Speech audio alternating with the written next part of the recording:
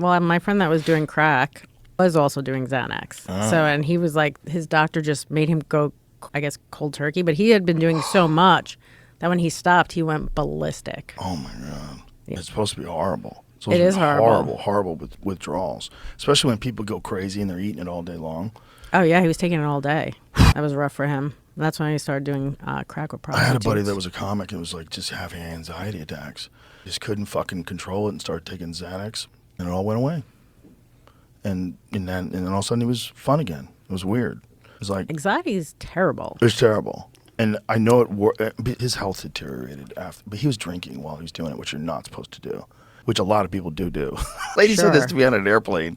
She had a glass of wine. She goes, a glass of wine and a Xanax, and I don't give a fuck about the world. Yeah.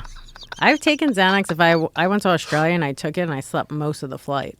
Yeah. It just knocks you out. Yeah, I would imagine. It's a good move for a 16-hour flight. But is the come down bad?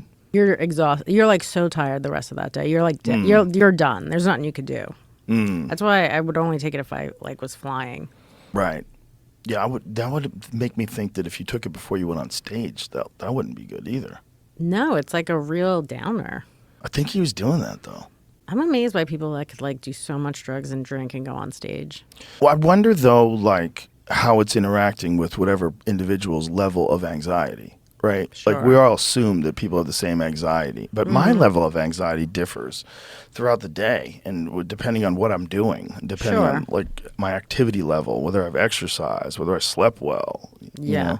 So I don't have a lot of anxiety, but if someone had a lot of anxiety, like or like a high, I don't even know what that feels like. Like if Xanax is the only thing that takes them out of that, like give them some fucking Xanax. Absolutely. It's just for me, it makes me like a zombie. That's why I really can't take it. I just wish there was something that had that sort of an effect, but wasn't like so ferociously addictive. I mean, probably mushrooms. I don't know. I'm scared to do any of those drugs. Microdosing. Scared. Why? I don't know. I reacted so badly when I did an edible when I was at Moon Tower like last year, and I never done it before, and it was like the worst experience. How many milligrams?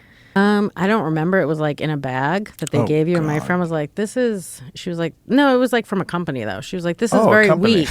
I know, but it wasn't just like some guy off the street handed it to me. So I was like, oh, this seems legitimate. And I took it, and I remember going to sleep and waking up to hearing the ocean. I mean, it was so wild. I thought I was in that movie with Russell Crowe. What's that movie where he's like, he thinks he's in the CIA, but he's just bipolar or schizophrenic? Oh, yeah. So the whole time I thought I was like that situation. I mean, it's not good for me. Like my friend came over and I was like, I used the same logic he used where he realized those people never aged.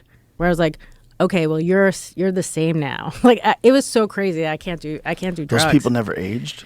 In that movie, he's like, I guess he sees like a little girl and he has this roommate. The Russell Crowe movie. Oh, the Russell Crowe movie. Yeah, but he realizes like they're not real because 10 years later they're still the same age. Oh. And I used that logic to think that like my friend, I was like, well, you're still exactly the same. Like it was just, I went there. It was so crazy. Whoa. So I was like, I'm not good on drugs. Well, that's a big dose, it sounds like. I think problem with those edibles, I used to have a bit about it, is they're not consistent. They're not making them in the same place they make Tylenol. You know, they should. Yeah, they should. It should be legal.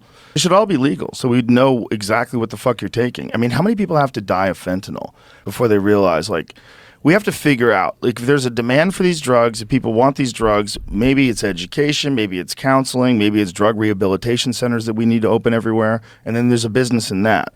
But you should be allowing people to have access to the actual drug, not coke that you're getting on the street that's cut with fentanyl that's going to kill people. Sure, and how many people have to fucking die before you realize you're not going to stop people from doing coke with a Just Say No campaign?